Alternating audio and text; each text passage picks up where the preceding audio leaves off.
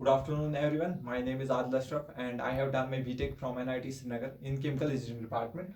So today we are discussing the lecture 2 of the wave optics. पहले lecture में हमने देखा था न्यूटन की कॉर्पस्कुलर थ्योरी क्या थी। वो पार्टिकल ने लाइट के जो पार्टिकल नेचर है उसको एक्सप्लेन कर रही थी, और उसके बाद जो हाइगन आए वो करेंगे लाइट का वेव नेचर एक्सप्लेन। अब हाइगन का प्रिंसिपल क्या था? हाइगन ने सबसे पहले क्या बोला, जो लाइट है वो प्रोपगेट करती है कैसे? वेव फ्रंट के फॉर्म में। कैसे प्रोपगेट करती है? वेव फ्रंट्स के फॉर्म में। तो सबसे पहली बात अब इससे पूछी गई कि ये वेव फ्रंट होते क्या है, तो सबसे पहले इसको एक्सप्लेन करना था वेव फ्रंट क्या होते हैं। तो अगर आप देखोगे वेव फ्रंट क्या होता है, ये होता है locus of all the points in the medium. वो सारे पॉइंट एक ही मीडियम में जो वाइब्रेट कर रहे होंगे सेम फेज में, जो वाइब्रेट कर रहे होंगे सेम फेज में। अभी लिखिएगा मत, क्योंकि अभी आपको उतना समझ नहीं आया होगा। फॉर एग्जाम्पल यहां पे आप समझने की कोशिश कर दीजिए। फॉर एग्जाम्पल ये हमारे पास एक लाइट सोर्स है। क्या है हमारे पास? लाइट सोर्स है। तो हमको पता है जब भी हम कोई पॉइंट सोर्स लेते हैं तो हर एक डायरेक्शन में उससे जो है लाइट निकलेगी। इस तरीके से इससे लाइट निकलेगी, ठीक है। कुछ लाइट ऐसे निकलेगी और कुछ लाइट क्या निकलेगी, ऐसे। अलग अलग डायरेक्शंस में, हर एक डायरेक्शन में क्या निकलेगी? लाइट रेज निकलेंगी। क्या निकलेंगी बेटा? लाइट रेज निकलेंगी। तो हमें पता है लाइट क्या चलती है विद द स्पीड, हमें पता है लाइट जो है with the speed of c 3 × 10⁻⁸ metre per second से चलती है। यह होती है स्पीड ऑफ लाइट। ये यहां पे t = 0 पे हमने एक पॉइंट सोर्स रखा, और t टाइम बाद अब हम देखेंगे ये लाइट कितनी आगे चली होगी। तो कितनी आगे चली होगी, सीधे हम बोलेंगे कितना चला होगा, डिस्टेंस क्या होगा, स्पीड इनटू टाइम। स्पीड कितनी है इसके पास, c, और हम मानेंगे टाइम t। तो ये भी c × t चला होगा, और ये जो रे है इस पे जो पॉइंट है ये भी तो कितना चला होगा, c × t, ठीक है। इस पर जो पॉइंट है इस रे पे ये भी कितना चला होगा t टाइम में, c × t। दैट मींस इन सारे पॉइंट्स की लेंथ सेम होगी, सारे पॉइंट्स की लेंथ सेम होगी। और अगर मैं इनको जोड़ू तो ये एक सर्कल जैसा बना, ये एक सर्कल जैसा बना। यानी कि ये सिर्फ इतने पॉइंट थोड़े होंगे, 1 2 3, इसमें इनफाइनाइट पॉइंट होंगी। क्यों इनफाइनाइट पॉइंट होगी? क्योंकि इनफाइनाइट रेज निकल रही है। क्यों निकल रही है? इनफाइनाइट रेज निकल रही है। That means infinite point, infinite, समझ में आ रहा है? इनफाइनाइट पॉइंट्स थे, लेकिन उन इनफाइनाइट पॉइंट्स की डिस्टेंस सेम है। यानी कि इनका क्या है, सेम डिस्प्लेसमेंट या डिस्टेंस, इनका डिस्प्लेसमेंट सेम है। और दूसरी बात, सेम डिस्प्लेसमेंट के साथ साथ इनका फेज भी सेम है। अब आप बोलोगे सर ये फेज क्या होता है? अगर मैं आपको सिंपली समझाऊंगा, ये दो पार्टिकल है, एक पार्टिकल ऊपर जा रहा है, दूसरा पार्टिकल नीचे जा रहा है, तो ये एक ही फेज में नहीं है। अगर ये दोनों पार्टिकल, ये भी ऊपर जा रहा है, ये भी ऊपर जा रहा है, दोनों एक साथ ऊपर नीचे कर रहे हैं, तो मैं बोलूंगा ये सेम फेज में होता है। इसी को हम क्या बोलते हैं बेटा, सेम फेज में। और ये सारे पार्टिकल क्या होंगे, सेम फेज में। या तो सारे पार्टिकल ऊपर जा रहे होंगे या सारे पार्टिकल नीचे जा रहे होंगे। इसी को हम बोलेंगे सेम फेज। क्या बोलेंगे बेटा? सेम फेज, ठीक है। यहां पे हमने क्या देखा, ये जो मैंने यहां पे सर्कल जैसा बनाया, इसमें एक तो सेम डिस्प्लेसमेंट है और सेम फेज है, और इन सारे इनफाइनाइट पॉइंट्स को मैं बोल सकता हूं locus of all the points, locus of all the points जो एक ही मीडियम में वाइब्रेट कर रहे हैं, उन्हीं को हम क्या बोलते, उन्हीं को बोलते हैं वेव फ्रंट। क्या बोलते? Locus of all the points vibrating in the same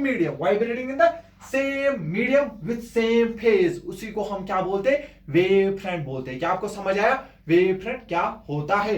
लेकिन इससे भी अच्छे तरीका है, और अगर आप प्रैक्टिकली देखोगे क्या होता है, आप देखोगे बचपन में अगर आप खेलने जाते होंगे तो फॉर एग्जांपल ये पानी का एक तालाब है। क्या है बेटा? पानी का एक तालाब है, और आप शरारती बच्चे थे, और आपने क्या किया, आपने यहां से पत्थर उठाकर इसमें डाल दिया। जैसे ही पानी में पत्थर चला गया तो अचानक से कुछ कुछ होने लगा, पानी को क्या होने लगा, यहां पे एक सर्कुलर वेव्स जैसे जनरेट हुई।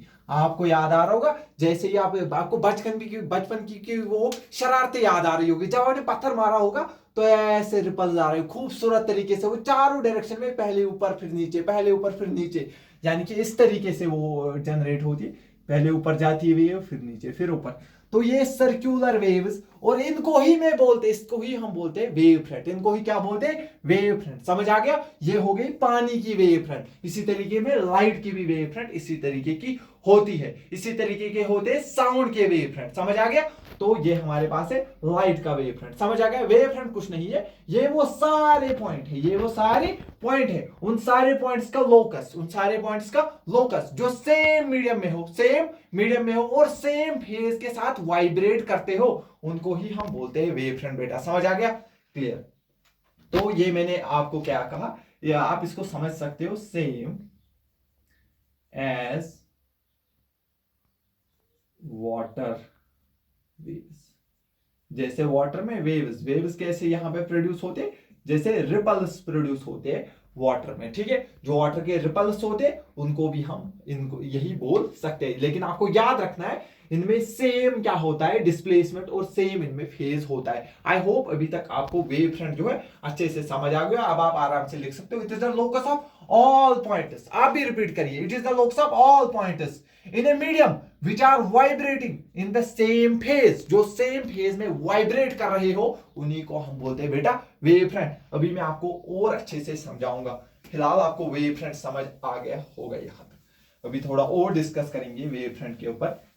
सबसे इससे पहले हम थोड़ा इक्वेशन ऑफ वेव के ऊपर डिस्कस करेंगे, ठीक है। अगर आप देखोगे जो हमारे पास इक्वेशन ऑफ वेव होती है उसको हम ऐसे लिखते हैं, y equal to a sine omega t minus k x, omega t minus k x. ये हमारे पास क्या होती है सर, ये क्या होती है, ये आपने क्या लिखा, ये मैंने लिखा इक्वेशन ऑफ वेव, ये मैंने क्या लिखा, इक्वेशन ऑफ वेव। सर आपने इक्वेशन ऑफ वेव क्यों लिखा, और क्या लिखूंगा, क्योंकि अगर ये वेव है, अगर लाइट वेव है तो वेव की ही इक्वेशन को रिप्रेजेंट करेंगे ना, ठीक है। तो अब आपको पता होना चाहिए इसमें ये सारी चीजें क्या है, ये सारी चीजें क्या है। सबसे पहले आपको पता होना चाहिए y क्या है, y क्या है, याद रखना y होता है डिस्प्लेसमेंट ऑफ पार्टिकल। यानी कि ये जो पार्टिकल, जो लाइट का पार्टिकल ऊपर नीचे कर रहा होगा, यानी कि वेव ने कितना डिस्प्लेस किया, यानी कि displacement of particle, displacement of, याद रखना y होता है यहां पे displacement of particle, displacement of, ठीक है, y होता है डिस्प्लेसमेंट ऑफ पार्टिकल। और आपको a पता होना चाहिए, a होता है एम्पलीट्यूड, ठीक है। ये मैं अभी आपको समझाऊंगा क्या होता है।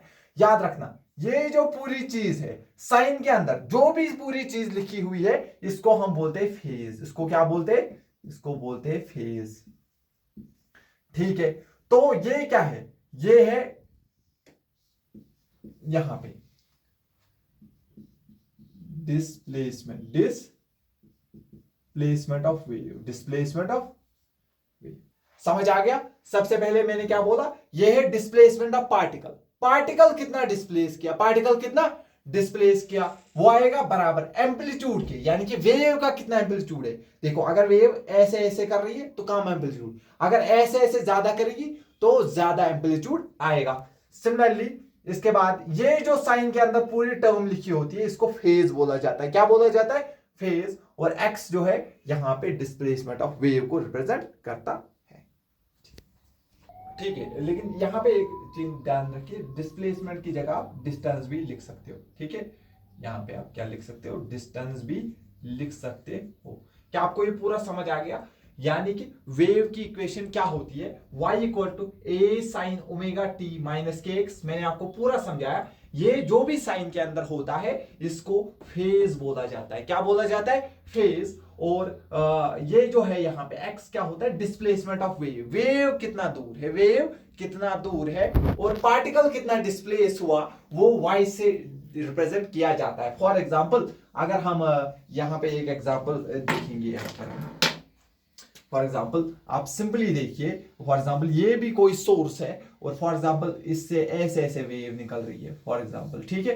तो आप देखो फॉर एग्जाम्पल यहां पे देखो, अगर मैं यहां से x दूर जाता हूं, यानी कि वेव मेरी यहां पर है, वेव मेरी यहां पर है, यानी कि ये x है, ये x है। यहां पर पार्टिकल कितना ऊपर है मीन पोजीशन से, वो मेरा y है, वो मेरा y है। समझ आ गया पूरा, ठीक है। x क्या है, वेव कितनी दूर है, वेव कितनी दूर है, और यहां पर अगर मैं x दूर जाता हूं वेव में, तो वहां पे पार्टिकल कितना ऊपर है या नीचे है मीन पोजीशन पे, वो मुझे y बोलता है। समझ आ गया? a होता है एम्पलीट्यूड, a होता है यानी कि मैक्सिमम ये कितना दूर जा सकता है, मैक्सिमम ये कितना दूर जा सकता है। फॉर एग्जाम्पल ये ज्यादा से ज्यादा कितना ऊपर या ज्यादा से ज्यादा कितना नीचे जा सकता है मीन पोजीशन से, उसको हम एम्पलीट्यूड बोलते हैं। उसको क्या बोलते हैं? एम्पलीट्यूड। और साइन तो यहां पे ये है, ये हो गया omega t minus five. I hope इतना तो आपको अच्छे से समझ आ गया होगा। अब हम वापस करेंगे थोड़ी सी बात, फिर से हम फेज के ऊपर, सॉरी जो हम वेव फ्रंट पढ़ रहे थे, फिर से अगर हम देखेंगे एक बार और, अगर हम पॉइंट सोर्स का देखेंगे, ठीक है, अगर हमारे पास कोई पॉइंट सोर्स है तो हमें पता है इससे कैसे, इस तरीके से इससे लाइट इमिट होती है। पॉइंट सोर्स से जो है लाइट इस तरीके से बाहर आती है, ठीक है। तो अब वेव फ्रंट कैसे बनाएंगे? आपका सवाल होगा सर हम कैसे वेव फ्रंट बनाएंगे?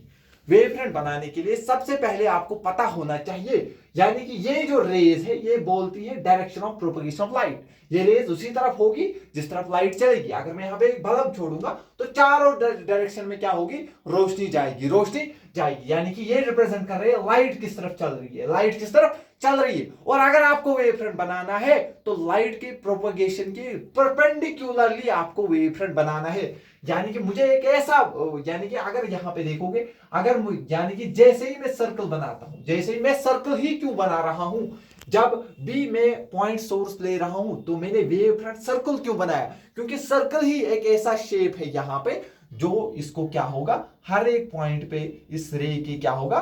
परपेंडिकुलर होगा। ये भी इसके परपेंडिकुलर, ये भी इसके परपेंडिकुलर, और ये सब आपस में परपेंडिकुलर।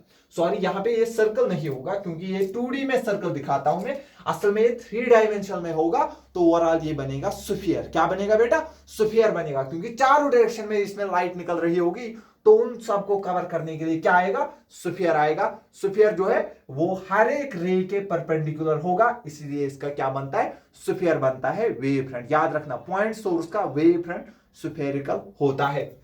तो हमने पहली चीज देखी, अगर आपको देखना है जो वेव फ्रंट है, क्या है? वेव फ्रंट इज ऑलवेज, हमेशा याद रखना, wave front is always perpendicular to the direction of propagation of wave, propagation of wave, यानी कि जहां वेव चल रही है उसके परपेंडिकुलर मुझे वेव फ्रंट बनाना है। क्या आपको इतना समझ आ गया? और एक चीज अगर आप देखोगे, फॉर एग्जांपल अगर यहां पे मैं एक पॉइंट लूंगा x, दूसरा पॉइंट लूंगा y, ये इसी वेव फ्रंट पे है ना, एक ही वेव फ्रंट पे है, तो मैंने क्या कहा? वेव फ्रंट में जितने भी पॉइंट होते वो सेम फेज में होते हैं, तो इनका फेज डिफरेंस क्या होगा? अगर मैं आपको बोलूंगा फेज डिफरेंस, इससे हम फेज दिखाते हैं, ठीक है। Phase difference of x minus phase difference of y, तो क्या आएगा? आप खुद बोलोगे सर वो आएगा 0। क्यों आएगा 0? क्योंकि ये सारे सेम फेज में होते हैं। क्या होते हैं? सेम फेज में होते हैं। तो आप क्या रखोगे यार? इन वेव फ्रंट, शाबाश, in wave front phase difference, phase, शाबाश, phase difference between all points, phase difference between all points will be, शाबाश, क्या होगी? 0। ठीक है, ये दो पॉइंट आपको अच्छे से समझ आ गए। इसके बाद हम पढ़ेंगे टाइप्स ऑफ वेव फ्रंट। फिर से एक बार मैं एक्सप्लेन करूंगा वापस। वेव फ्रंट क्या होता है? ये होता है locus of all the points vibrating in the same medium. वो सारे पॉइंट जो सेम मीडियम में वाइब्रेट कर रहे हैं और सेम फेज के साथ। सेम फेज मैंने आपको समझाया, या तो दोनों पार्टिकल, यानी कि या तो सारे पार्टिकल ऊपर जा रहे हो या सारे पार्टिकल नीचे जा रहे हो, तभी हम बोल सकते हैं ये सारे पार्टिकल क्या है? सेम फेज में है। क्या है बेटा? सेम फेज में है। दूसरी चीज, अगर आपको वेव फ्रंट बनाना है, अगर आपको वेव फ्रंट बनाना है तो direction of propagation of wave के परपेंडिकुलर होना चाहिए। बस क्या होना चाहिए? Direction of propagation of wave के परपेंडिकुलर होना चाहिए। अगर आपको ये दो बातें समझ आ गई तो इसके बाद आपको बहुत आसानी से समझ आएगा टाइप्स ऑफ वेव फ्रंट। क्या आएगा बेटा? Types of wave front. देखो अब हम बात करेंगे टाइप्स ऑफ वेव फ्रंट।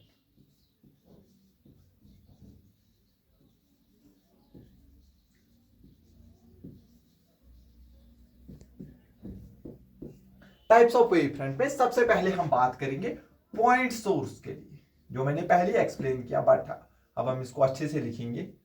अगर हमारे पास पॉइंट सोर्स है, क्या है बेटा, पॉइंट सोर्स है। फॉर एग्जांपल आपको इस तरीके से पॉइंट सोर्स है, अभी भी मैंने कहा चारों तरफ से इसमें क्या निकलेंगी, रेज निकलेंगी, ठीक है, इस तरीके से, इस तरीके से, इस तरीके से, कुछ जो है आगे जा रही है, कुछ अंदर जा रही होगी। तो उन सबको कवर करने के लिए हमें एक ऐसा शेप चाहिए, एक ऐसा शेप चाहिए जो इन रेज के परपेंडिकुलर हो, जो इन रेज के परपेंडिकुलर हो। और वो शेप हमको क्या मिलता है, वो हमें मिलता है स्फेरिकल। क्या होता है, ये आपको दिख रहा होगा बोर्ड पे जो है सर्कल, लेकिन असल में गोला जैसा होगा, समझ आ गया, क्योंकि लाइट चारों डायरेक्शन में निकल रही हो, तो उन सब के परपेंडिकुलर भी हमें बनाना है।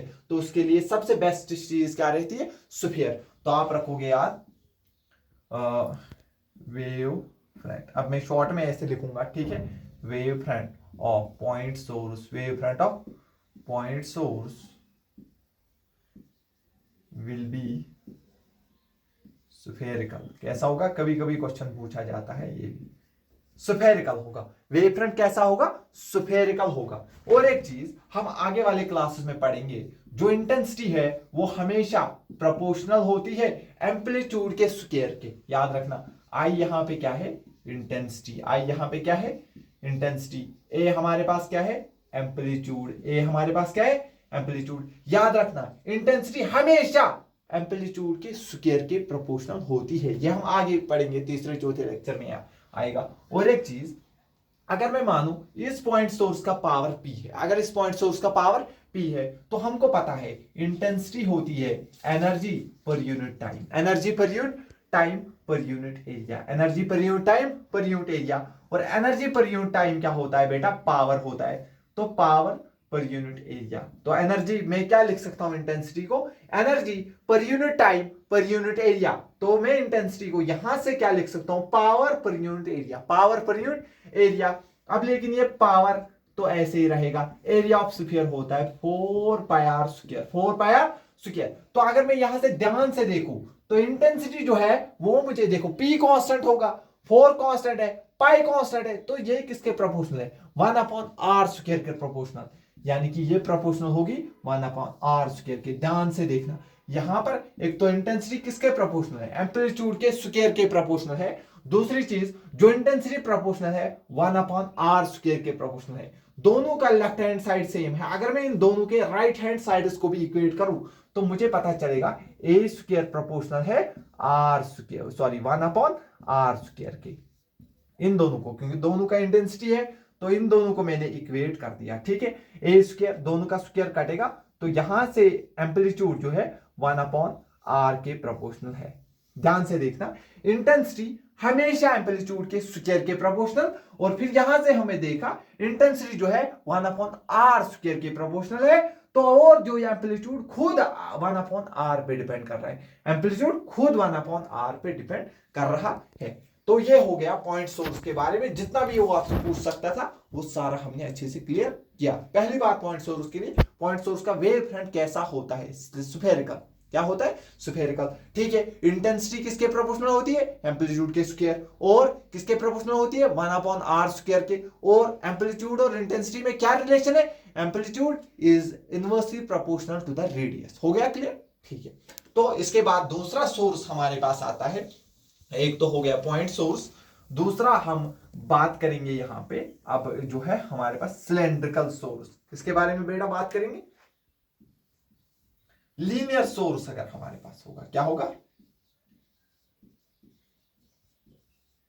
अगर हमारे पास लीनियर सोर्स होगा, फॉर एग्जांपल इस तरीके से, अगर ये आप देखोगे तो ये हमारा है लीनियर सोर्स। क्या है, लीनियर सोर्स। तो लीनियर सोर्स जो है आपको पता है, आप समझो ये है लीनियर सोर्स, एक रॉड जैसा है, ये एक ट्यूब लाइट है। तो आप देखोगे हमेशा लाइट ऐसे निकलेगी, ऐसे निकलेगी, ऐसे निकलेगी, ऐसे निकलेगी। तो इसको कवर करने के लिए, क्योंकि लाइट ऐसे निकल रही है, अब मेरा वेव फ्रंट ऐसा होना चाहिए जो इस उंगली के परपेंडिकुलर हो। तो वो कैसा बनेगा, अगर मैं इसके ऊपर एक ग्लास रखूंगा तो ये सारा कवर होगा ना, और वो मेरी उंगली के परपेंडिकुलर भी होगा।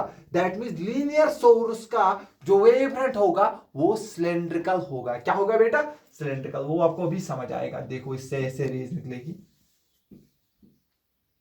ठीक है। तो इसका वेव फ्रंट इस तरीके से बनेगा, ठीक है बेटा। ये बन गया इसका वेव फ्रंट। और अगर आप देखोगे, मैं थोड़ा अच्छे से बनाने की कोशिश करता हूं।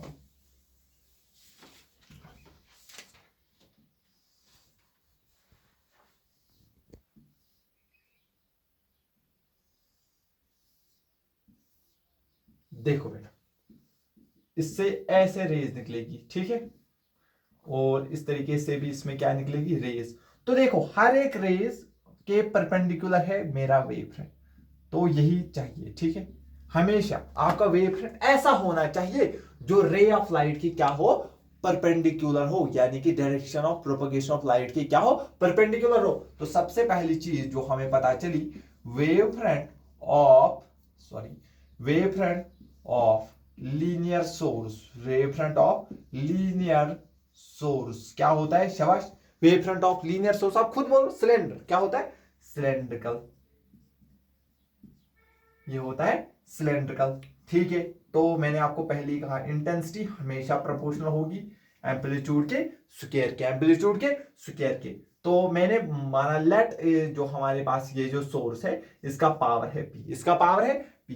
तो अगर मैं इंटेंसिटी को यहां पे लिखना चाहूं तो आप बोलोगे सर डायरेक्टली लिख लीजिए power upon area, power upon area. Intensity होगी हमारे पास पावर अपॉन एरिया, तो मैं यहां पे पावर लिखूंगा। एरिया कैसे होगा, सिलेंड्रिकल का एरिया होता है, अगर आप ध्यान से देखोगे, 2πr, 2πr। अगर इसकी रेडियस r है और इसकी लेंथ क्या है, l, तो 2πrl, 2πrl। अगर आप देखोगे मेरे पास पावर हमेशा कांस्टेंट होगा, 2 कांस्टेंट, पाई कांस्टेंट, l भी कांस्टेंट होगा, तो r ही चेंज हो रहा है। तो यहां से मुझे पता चला इंटेंसिटी प्रोपोर्शनल है 1/r के। किसके प्रोपोर्शनल है, 1/r के। इंटेंसिटी हमेशा प्रोपोर्शनल एम्पलीट्यूड के। इंटेंसिटी प्रोपोर्शनल किसके मिली, 1/r, 1/। इससे पहले पॉइंट सोर्स में इंटेंसिटी प्रोपोर्शनल थी 1/r स्क्वायर के, और यहां पे इंटेंसिटी प्रोपोर्शनल है 1/r के, 1/r। यानी कि इतना समझ आ गया। अब इन दोनों का लेफ्ट हैंड साइड तो सेम है, राइट हैंड साइड को भी सेम करूंगा, तो मैं लिख सकता हूं a स्क्वायर प्रोपोर्शनल आ गया 1/r के। तो a प्रोपोर्शनल, दोनों साइड अगर हम रूट लेंगे तो 1/√r, ठीक है। एम्पलीट्यूड किसके प्रोपोर्शनल होता है, 1/√r के, 1/√r के।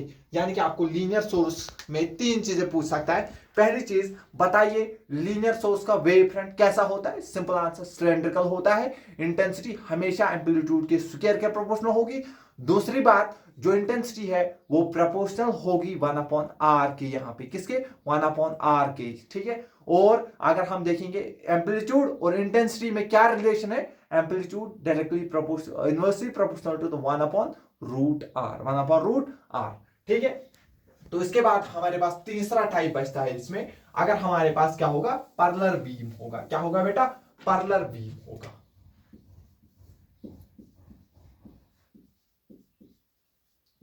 पैरेलल बीम, पैरेलल बीम कब होगा, जब हमारे पास सोर्स कहां पे होगा, सोर्स एट इंफिनिटी। जब हमारे पास सोर्स कहां पे होगा बेटा, इंफिनिटी पे होगा। अगर हमारा सोर्स इंफिनिटी पे है तो इंफिनिटी पे आई हुई रेज हमेशा हमें इस तरीके से पैरेलल बीम की तरह नजर आती है, पैरेलल बीम की तरह नजर आती है। तो अब हम इसको कैसे देखेंगे, इसका वेव फ्रंट कैसे बनेगा, तो मैं बोलूंगा वेव फ्रंट बनेगा इस तरीके से। क्यों वेव फ्रंट इस तरीके से बनेगा, क्योंकि हर जगह हर रे के ऊपर ये क्या होना चाहिए, परपेंडिकुलर। तो सर क्या ये लाइन बनेगा, नहीं, ये बनेगा प्लेन, क्योंकि ये थोड़ी ऐसे 2-3 रेज है, ये ऐसे भी रेज है, ऐसे भी रेज है, तो उन सबके परपेंडिकुलर हमें चाहिए, तो ये बनेगा प्लेन। क्या बनेगा, प्लेन, याद रखना। तो वेव फ्रंट क्या होगा, वेव फ्रंट इनके लिए हमें क्या मिलता है, एक प्लेन मिलता है, ठीक है। वेव फ्रंट क्या होता है, प्लेन वेव फ्रंट। इनका वेव फ्रंट होगा प्लेन वेव फ्रंट। तो अगर आप देखोगे यहां पे आर वार का कोई चक्कर है नहीं, तो intensity is proportional to the r raise power 0, यानी कि इंडिपेंडेंट है वो रेडियस के ऊपर। तो यहाँ तक क्लियर हो गया, और बाकी यहाँ पे इतना ही वो आपसे पूछ सकता है। तो टाइप्स ऑफ वेव फ्रंट तक अभी हमने डिस्कस किया, तो अभी आगे हम देखेंगे। ठीक है, तो अब मैंने वही पॉइंट जो है आपके लिए यहाँ पे नोट करके रखे हैं। तो अब सबसे पहले हमने क्या पढ़ा, for a point source wave front क्या होता है, स्फेरिकल। पॉइंट सोर्स के लिए वेव फ्रंट स्फेरिकल होता है। दूसरी चीज हमने क्या पढ़ी, for linear source wave front क्या होता है, सिलेंड्रिकल होता है। तीसरी चीज हमने क्या पढ़ा, पैरेलल बीम के लिए जो वेव फ्रंट होता है वो प्लेन होता है। क्या होता है, प्लेन होता है। Rays are always perpendicular to the wave front, ये हमने अभी पढ़ा। रेज जो है हमेशा परपेंडिकुलर किसके होती है, वेव फ्रंट, या wave front rays of light की क्या होता है, परपेंडिकुलर। दोनों एक ही बात है।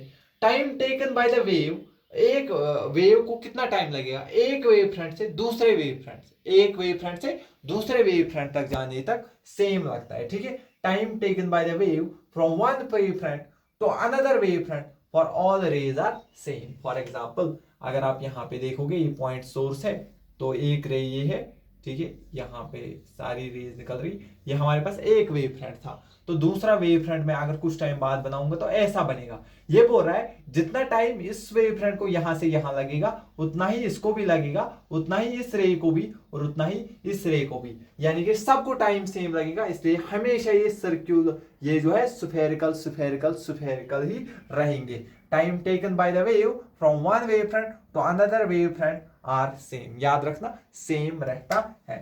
फेज डिफरेंस, सबसे important point, phase difference between points on a same wave front is zero. वो मैंने अभी आपको पहले ही एक्सप्लेन किया था। All points on a wave front are vibrating into the same phase and with the same frequency, same phase और same frequency. तो इसके बाद हम आगे आते हैं हाइगन्स की थ्योरी को एक्सप्लेन करें। तो इसके बाद हम देखते हैं हाइगन्स वेव थ्योरी, हाइगन की वेव थ्योरी। तो ये तो पर्टिकुलरली अगर आपके बोर्ड्स में आते हैं तो ये पॉइंट आप लिख के अच्छे मार्क्स मिल सकते हैं, लेकिन ये वैसे भी कॉम्पिटेटिव एग्जाम के लिए बहुत इंपॉर्टेंट है। अगर आपको ये समझ आ गया तो हमारा जो पहला पोर्शन है वो एकदम बहुत अच्छे से कवर हो जाएगा। ठीक है, तो अब हम देखते हैं हाइगन्स वेव थ्योरी। मैं आपको पहले समझाना चाहूंगा। फॉर एग्जाम्पल, अगर आप सिंपल देखोगे, यहां पर हमने एक पॉइंट सोर्स लिया, तो हमने क्या कहा, पॉइंट सोर्स से हमेशा रेज ऐसे निकलती है, तो इसका जो वेव फ्रंट है वो एक स्फेरिकल बनता है। यहां तक क्लियर हुआ। ये हमारे पास क्या है, ये हमारे पास है पॉइंट सोर्स। ये हमारे पास क्या है, पूरा अच्छे से देखना, पॉइंट सोर्स। ये हमने कोई पॉइंट सोर्स लिया, तो इसको ही हम दूसरा नाम प्राइमरी सोर्स, प्राइमरी सोर्स, ये हमारे पास क्या है, प्राइमरी सोर्स। तो क्या बोलती है ये थ्योरी, बोलती है ये जो वेव फ्रंट बन गया, पहले ये था, इसके बाद जो ये वेव फ्रंट बन गया, अब इस वेव फ्रंट पे जितने भी पॉइंट्स है, ये इस वेव फ्रंट पे जितने भी पॉइंट्स है वो एक्ट करेंगे एज ए सेकेंडरी डिस्टर्बेंस। वही क्या एक्ट करेंगे, एज ए सेकेंडरी डिस्टर्बेंस, यानी कि इस पे जो है लाखों करोड़ों पॉइंट होंगे, और हर एक पॉइंट अब एक नए सोर्स की तरह, एक नई डिस्टर्बेंस की तरह एक्ट करेगा। यहां पे ध्यान से देखना, ऐसे ऐसे इस पे पॉइंट होंगे, ठीक है। तो क्या हुआ, इस पे जितने भी पॉइंट है, कि इस, ये थ्योरी कह रही है जितने भी इस वेव फ्रंट पे पॉइंट है, तो ये सारे पॉइंट एक नई डिस्टरबेंस की तरह यहां पे बिहेव करेंगे, सोर्स ऑफ न्यू डिस्टरबेंस, यानी कि ये पॉइंट सोर्स एक अपना अब नया बनाएंगे वेव फ्रंट। क्योंकि ये पॉइंट है तो पॉइंट का वेव फ्रंट स्फेरिकल होता है, तो ये अब इस तरीके से एक नई डिस्टरबेंस को क्रिएट कर रहे हैं। क्या आपको समझ आ रहा है, देखो अब ये सोर्स जो है इसने खुद यहां पे नए जो है इस तरीके से वेव फ्रंट जो है क्रिएट हो गए, समझ आ गया। यानी कि ये जो पॉइंट है इस वेव फ्रंट पे, इस वेव फ्रंट का हर एक पॉइंट एक नई डिस्टरबेंस की तरह यहां पे एक्ट करता है, और वो अपने इर्द गिर्द एक नया जो है वेवलेट बना देता है। ठीक है, इस तरीके से पहला पॉइंट आपको समझ आ गया, ठीक है। तो ये जो है, पहले आप देखो, every point on the wave front acts as a source of secondary disturbance, यानी कि पहले डिस्टरबेंस इसकी वजह से थी, इसकी वजह से जो वेव चली उसकी वजह से ये वाला वेव फ्रंट बन गया था। अब इस पॉइंट, इस पे जितने भी पॉइंट है वो अब सेकेंडरी डिस्टरबेंस की तरह acts as a secondary disturbance which emit their own wavelets, ये अपने खुद के वेवलेट बनाते हैं, ये अपने खुद के वेवलेट बनाते हैं, जिनको हम उन्हीं को फिर हम क्या बोलते हैं, वेवलेट्स। इनको क्या बोलते हैं, शाबाश, इनको हम बोलते हैं वेवलेट्स, वेवलेट्स। और एक पॉइंट क्या बोलता है, अगर मैं इन सारे वेवलेट्स के फॉरवर्ड डायरेक्शन में एक कॉमन टेंजेंट डाल दूं, क्या कर दूं, एक कॉमन टेंजेंट डाल दूं, तो वही मेरा हो, यानी कि ये हमारे पास बन गया new wave front, new wave front. तो और एक वेव फ्रंट कैसे बनेगा, ऑब्वियसली अब इसके सारे पॉइंट क्या करेंगे, एक्ट करेंगे और एक डिस्टरबेंस की तरह, फिर मैं और एक टेंजेंट डालूंगा, फिर उसके पॉइंट वो और एक डिस्टरबेंस की तरह क्रिएट होंगे, तो फिर और एक टेंजेंट डालता जाऊंगा। समझ आया कैसे इसने एक्सप्लेन किया वेव फ्रंट्स कैसे प्रोपेगेट करते हैं, वेव कैसे चलती है, समझ आया। पहला पॉइंट फिर से मैं समझाना चाहूंगा कि आई होप आपको इतना समझ आ गया होगा। पहले इसको यहाँ पे ही रहने देते, फॉर एग्जाम्पल इधर मैं एक्सप्लेन करूंगा। फॉर एग्जाम्पल हमने कोई सोर्स एस लिया, पॉइंट सोर्स, अगर मैं यहाँ पे देखूंगा t इक्वल टू 0 पे हमारे पास पहले ये वेव फ्रंट था, कुछ टाइम बाद हमने क्या देखा, ये जो है इसके ऊपर जो भी पॉइंट्स है वो एक सेकेंडरी वेवलेट प्रोड्यूस करते हैं, समझ आ गया, यानी कि वो दूसरी डिस्टरबेंस खुद ही उसी का सोर्स बन जाता है, यानी कि जितने भी इस पे पॉइंट है वो as a source of secondary disturbance काम करते हैं, उन्हीं को हम बोलते हैं वेवलेट्स, उन्हीं को क्या बोलते हैं, इन्हीं को हम बोलेंगे बेटा वेवलेट्स। ये बन गए हमारे वेवलेट। और ये वेवलेट कितना चला होगा, ये वेवलेट, ये सारे वेवलेट सेम सेम इनकी डिस्टेंस होगी, और वो डिस्टेंस होगी, इनकी स्पीड कितनी है और ये कितने टाइम में चले। फॉर एग्जाम्पल टी टाइम बाद ये कितनी डिस्टेंस चले होंगे, वेव की कितनी स्पीड थी into time, speed into time. और अगर मैं इन पे कॉमन टेंजेंट डाल दूं तो ये मेरा नया wave front, new wave front तैयार होकर आ जाएगा। क्या आपको इतना समझ आ गया। और इस पे जो अब ये नए पॉइंट है वो एक नई डिस्टरबेंस क्रिएट करेंगे, फिर मैं नया टेंजेंट डालूंगा तो वेव फ्रंट आगे आगे चलते जाएंगे। तो वही ये प्राइमरी सोर्स था, क्योंकि पहला वेव फ्रंट इसकी वजह से बना, तो ये हमारे पास है पहला ओल्ड वेव फ्रंट, हम इसको बोल सकते हैं ओल्ड वेव फ्रंट, ठीक है। एक एक चीज को समझना।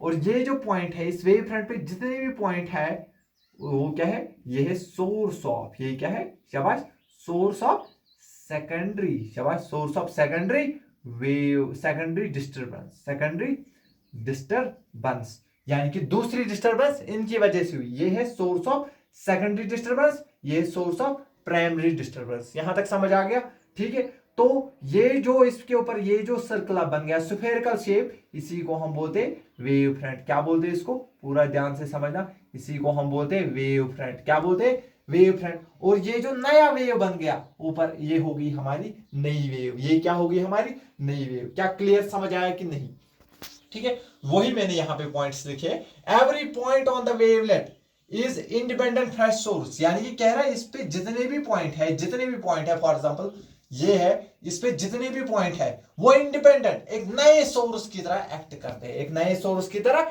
एक्ट करते हैं। लेकिन याद रखना हम इन पीछे वाली डायरेक्शंस को कंसिडर नहीं करते, हम सिर्फ फॉरवर्ड डायरेक्शन को ही कंसिडर करते हैं। इसीलिए क्योंकि इनसे सवाल पूछा गया कि हम पीछे क्यों नहीं टेंजेंट डाल सकते, तो वो इसका एक ड्रॉबैक है, ये उसका आंसर नहीं बता पाया था। सिर्फ फॉरवर्ड डायरेक्शन में ही हमें टेंजेंट्स डालने हैं। Every point on a wave front is a independent fresh source, एक नया फ्रेश सोर्स की तरह एक्ट करेगा, which produce secondary wave forms, जो प्रोड्यूस क्या करता है, secondary wave forms. These secondary wavelets spread in all direction, ये हर एक डायरेक्शन में चलते हैं। क्यों हर एक डायरेक्शन में, क्योंकि ये स्फेरिकल है, पॉइंट सोर्स का वेव फ्रंट स्फेरिकल होता है, स्प्रेड होते हैं हर एक डायरेक्शन में और with speed of light. These wavelets are spherical in shape. क्यों स्फेरिकल होंगे, क्योंकि हर एक सोर्स पॉइंट सोर्स है, इसीलिए स्फेरिकल है। The common tangent on the secondary wavelet in forward direction gives in new wave front, उससे हमें क्या मिलता है, एक नया वेव फ्रंट मिलता है। आई होप आपको ये थोड़ा अच्छे से समझ आ गया होगा, फिर भी क्योंकि मुझे उतना नहीं लग रहा है इसलिए मैं थोड़ा सा एक बार आपको ये एक्सप्लेन करना चाहूंगा। ध्यान से देखना लेकिन बेटा, यहां पे आपका सोर्स है, ये पहला सोर्स था, इस सोर्स की वजह से क्या हुआ, एक वेव फ्रंट बन गया, इस सोर्स की वजह से एक वेव फ्रंट बन गया। अब ये क्या बोलता है, ये जो वेव फ्रंट है इस पे जितने भी पॉइंट है वो आप खुद में एज अ पॉइंट सोर्स यानी कि सेकेंडरी डिस्टरबेंस की तरह एक्ट करेंगे। तो जैसे वो सेकेंडरी डिस्टरबेंस, तो वो अपने वेवलेट्स फिर से बनेंगे, ठीक है। तो ये बन गए इनके वेवलेट्स, ये क्या बन गए, ध्यान से देखना बेटा।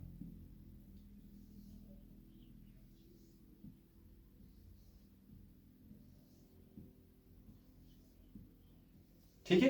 तो ये देखो, अब जो भी पॉइंट इस वेव फ्रंट पे था, उस हर एक पॉइंट ने क्या एक्ट किया, as a source of secondary disturbance, और उसके बाद उसमें क्या बन गया, उसने इमिट की अपने वेवलेट्स इमिट किए, और यहां पे हमको मिलता है वेवलेट। क्या मिलता है, नया वेवलेट। क्या मिलता है हमें, क्योंकि वो ये अब अपनी लाइट को इमिट करेगा, और यहां पे हमें नया वेवलेट देखने को मिलेगा। समझ आ गया। देखो पूरा मैं बोलूंगा, ये था प्राइमरी सोर्स, ये क्या था, प्राइमरी सोर्स, यानी कि जिसकी वजह से पहला वेव फ्रंट बना। ठीक है, और ये क्या हो गया, ये हो गया सेकेंडरी सोर्स। ये क्या हो गया, सेकेंडरी सोर्स। क्यों हो गया सेकेंडरी सोर्स, क्योंकि ये इसके वेव फ्रंट के ऊपर है, हर एक point as a secondary disturbance की तरह एक्ट करेगा। और ये क्या बन गया, ये हमारा होता है वेवलेट। क्या होता है, इसको हम बोलते हैं वेवलेट। और इन्हीं वेवलेट पे अगर मैं फॉरवर्ड डायरेक्शन में एक टेंजेंट डाल दूं हर एक के ऊपर, ठीक है, इस तरीके से अच्छे से, तो वो मेरा बनाएगा एक नया वेव फ्रंट। दैट मीन्स ये हो गया न्यू वेव फ्रंट। ये एक नया वेव फ्रंट बन के तैयार हो गया। इसी तरीके से जो है लाइट प्रोपेगेट करती है। आई होप यहां तक आपको अच्छे से समझ आ गया होगा। तो ठीक है, अब हम इसके बाद थोड़े क्वेश्चंस देखेंगे और फिर इस लेक्चर को हम करेंगे एंड। ठीक है, तो अब ये कुछ क्वेश्चन मैं लेके आया हूं, तो जो फ्रीक्वेंटली मतलब पूछे जाते हैं। तो सबसे पहले आपको क्या करता है, वेव फ्रंट करना है इनके लिए ड्रॉ। सबसे पहला क्वेश्चन ये आपसे पूछा जाता है, ऑब्जेक्ट एट इंफिनिटी। अगर ऑब्जेक्ट इंफिनिटी पे है, किसके लिए, कॉन्वेक्स मिरर के लिए। अगर ऑब्जेक्ट इंफिनिटी पे है तो रे ऑप्टिक्स में हम पढ़ते हैं, तो यहाँ पे पैरेलल रेज आएंगी। क्या आएंगी, पैरेलल रेज। और जब भी वो कॉन्वेक्स मिरर से गुजरेगी तो वो कन्वर्ज होगी इस पॉइंट पे। अब कन्वर्ज होके वो थोड़ी यहाँ पे रुकेगी, ये आएगी यहाँ पे इमेज बनेगी, फिर ये रेज आएगी, ये रे यहाँ पे कन्वर्ज होके इधर, फिर ये, इसी तरीके से ये रेज भी ऐसे ऐसे जाएगी। तो यहां पे अगर आप देखोगे, यहां पर रेज पैरेलल है। अगर रेज पैरेलल है तो यहां पे ये प्लेन वेव फ्रंट हमारे पास बन जाएगा। क्या बनेगा, इस तरीके से। क्यों ऐसे, क्यों, क्योंकि हमेशा वेव फ्रंट ऐसा होना चाहिए जो रेज ऑफ लाइट के क्या हो, परपेंडिकुलर हो। अब यहां पे कैसे बनाएंगे, रेज ऑफ लाइट के क्या होना चाहिए, परपेंडिकुलर होना चाहिए। अब आप बताइए यहां पे हमारा जो है वेव फ्रंट किस तरीके से होगा।